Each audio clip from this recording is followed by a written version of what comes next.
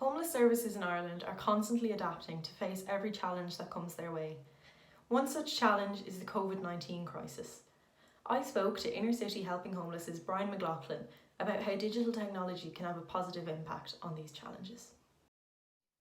Yeah, so I suppose firstly the likes of phones and things like that are actually a vital lifeline to people that are homeless. And I mean, not just for the obvious, which would be maybe ringing the free phone number to access the bed for the night and things like that, but even from a perspective of keeping in touch with what's going on. I've often in my own time been on the streets seeing homeless people that are watching Netflix on their phone in a sleeping bag because that's what they have and that's all the entertainment they have available to them.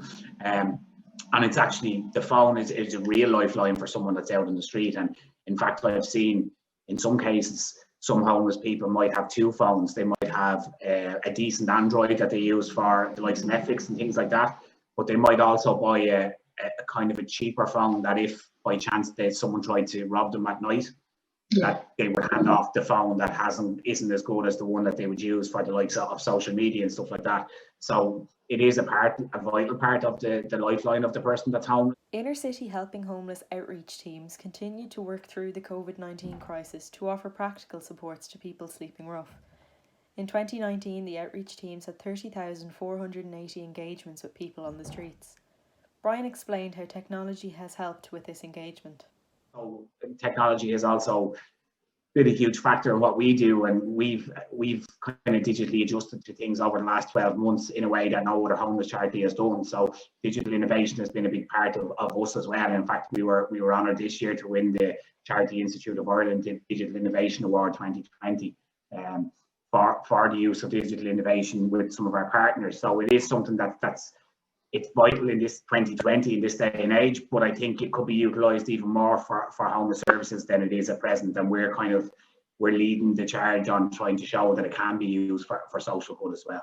So what kind of services would you kind of experience day to day digitally?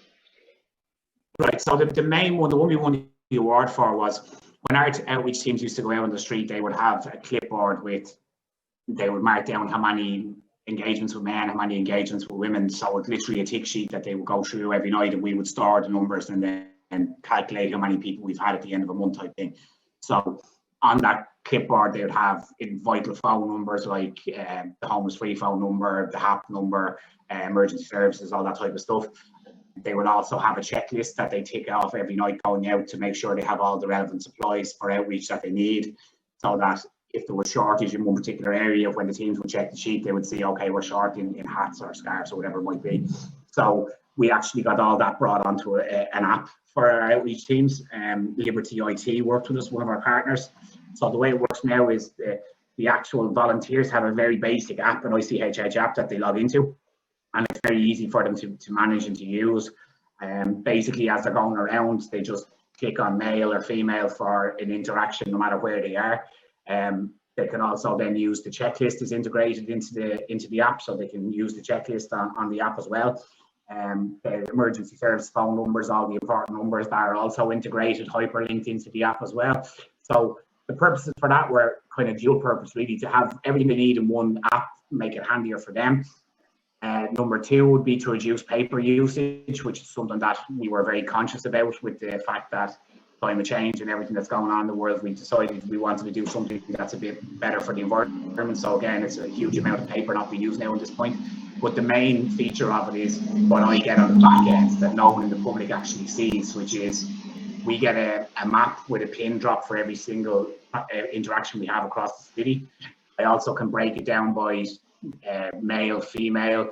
We get a time stamped, we get the street name. So I can look at that report every single morning, get the exact figures from the night before, but also spot clusters. So if we saw a case where for a week running on Henry Street there was 4 people, but then suddenly one night it's 15 people, we can then have our outreach volunteers prepared that could be something you see in the following night, that there seems to be a big spike. So it's allowed us to be a lot more detailed in our reporting on what we're seeing out on the street.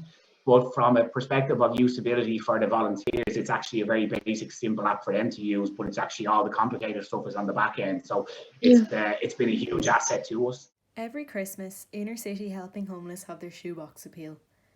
Roughly 15,000 to 20,000 donations are made each year through the initiative.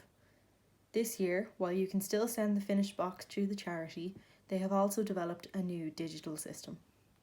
One of our charity partners, XBO, had been on to me. They were all working from home. They wanted to help. So in the course of having a conversation, I just threw that concept out that, that's something that we do every year, but the likely we'll be able to do it, but the demand will still be there for the support from our side. So could we look at doing something online? And we've worked with them. I've worked alongside them ever since. And what they've created is something pretty special in that it isn't just asking people to donate 15, 25 euro for a Santa box, and that's kind of it.